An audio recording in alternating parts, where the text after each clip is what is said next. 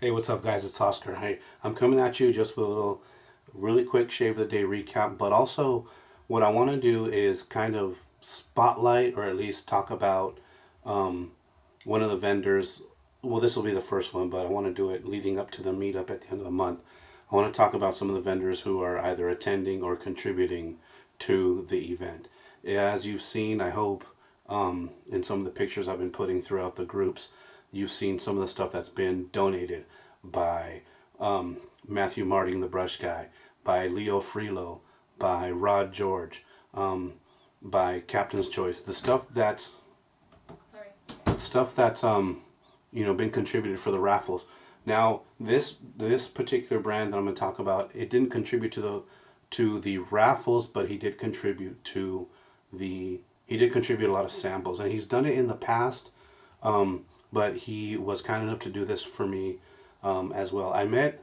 Well, let me get right into it. It is St. James of London, and I used this brush today. Well, let me backtrack a little bit. I actually picked up this brush, or I'm sorry, this razor, Valet Auto Strop, at an antique store here near where I live. I want to say there's been different versions of this. I want to say this is, it's definitely vintage. I want to say it's from the 19 teens or the 20s, if I'm not mistaken. It's called the Auto Strop because first it uses the same blades that the One Blade uses. Now these blades, they are single edge, but they don't have the spine like the gem blades do. And what you do is you slide it in here, you slide it in there, and it's called an auto strop because it actually does originally come with a leather strap that goes through these rollers here. Now when you work the razor up and down the strop, it'll actually flip it over and strop it, and then when you pull it back this way, it'll flip it over and strop it, and then it'll flip it over and strop it as you move back and forth. So therein lies the name auto strop. Now it is a single edge, and this bottom part goes up and down in order to catch the blade, there. And it does actually have these little blade guards here to guard against the corner of the blades digging into your face. But it was aggressive. It was very aggressive. This is definitely a test in pressure discipline, as I say with some other razors. But it was, I mean, it is all blade exposure. Look at that. And then it's definitely zero pressure. And I wasn't able to, kind of buff, my little rough spots. I did 2 passes with this, and I just felt like layers of skin gone. So I actually just finished up with a more mild razor to kind of touch myself up. But this is definitely one to use when you have more. I was only on a couple days of growth. Definitely one to use on more days of growth after your face has recovered a little bit. But this is a Valet Auto Strop. It was an antique store pickup, and it was interesting to use. So again, Valet Auto Strop. It says it right there in the engraving. Pretty cool. Anyway, so getting back to, I used the brush, St. James of London tortoise shell kind of handle here, and this is a very tall, very lofted synthetic knot. I had been eyeing this brush for a while on the St. James of London website, and I actually saw it for sale on, I believe it was the BST, wet shaving enabler BST, and I jumped on it, picked it up. It's a fantastic looking handle. The knot, again, because it's so lofted, it's really tall. I mean, this is,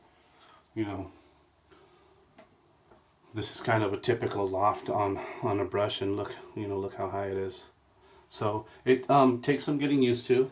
Debating if I'm going to keep that knot in there or not, but I really wanted it for the handle because it's a really, really nice looking handle, and nice logo, St. James of London there, and it says handmade synthetic brush, Great Britain. So proprietor, St. James of London, Todd Fisher. I met Todd at the first Big Shave West, and when between the first and the second Big Shave West, I did get in touch with him because I actually have some of his stuff. I have the black pepper and lime that the jar met its ugly, untimely demise when it just kind of somehow, all right, I did it. I pushed it off of the sink onto the floor. I was able to pick up all the glass and salvage the stuff into another glass jar. So I still have the product, but the jar did unfortunately die, and it was pretty sad. It was one of those things where you just see it slow motion and you reach for it and it's just always just beyond your reach and it just falls in slow motion. It crash. That's what happened. So, but and it comes with a post shave gel, the salt, pepper, and lime, which is my favorite scent. And the line also carries a cologne. So there's the cream after post shave gel and a cologne, and then the website also carries various types of hardware, straight razors, safety razors with different handles, and even handles for Mach 3 heads. And he has various brushes in synthetic and badger, and he has other leather kind of accessories, dop kits, and razor pouches, razor holders, travel kits. He has gift sets, consisting of a product of software and a razor maybe, or a cream and a brush. He's got hats, he's got apparel now, t-shirts, various gifts and stuff on. So there's a lot to choose from on the website. So I would suggest checking out stjamesoflondon.com. Again, Todd Fisher. When I had posted the picture of the jar that I had broken, and I reached out to him and just he said, if you want to get it replaced, let me know. And I thought that was very generous of him. I didn't take him up on it because like I said, I was able to salvage pretty much all the product. But he remembered me from the first big shave. He said, yeah, you were with your wife and your son in a stroller, right? And I just thought that was amazing. I mean, all the people that were there at Big Shave West, and he actually remembered us. So that spoke to me a lot about Todd. And in the subsequent events, Big Shave West, and he always remembers us, and he's always very welcoming. We're beyond that handshake point. He's one of those guys who remembers you and gives you hugs. He's real down to earth, really cool guy. And he has told me, and when I reached out to him for this event, he didn't even hesitate. He didn't hesitate to say that he was in, and he said he's sorry that he wouldn't be able to make it out, but otherwise if he could, he would. And he did say, what really stuck with me the most is he says, consider myself one of your friends in the Chicago area. He says, I think you have friends in the Chicago area, consider me one of them. And so Todd, real down to earth, so thank you. I have a box of the samples that he sent. We've got and this is the different scents he has.